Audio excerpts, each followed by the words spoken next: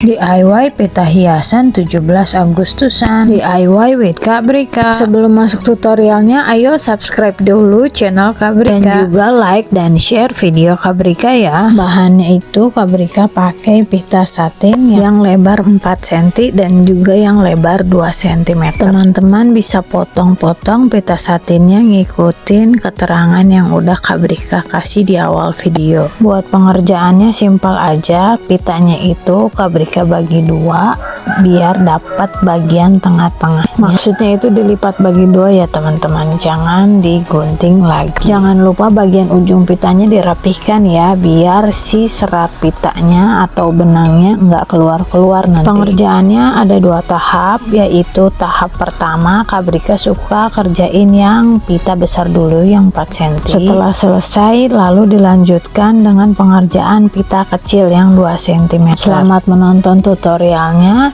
Kalau kalian ada yang recreate, jangan lupa tag Kak Brika ya. Kalau ada yang mau komen, mau kasih masukan dan saran atau kritik, boleh banget komen atau DM di channel aku ya. Selamat mencoba teman-teman.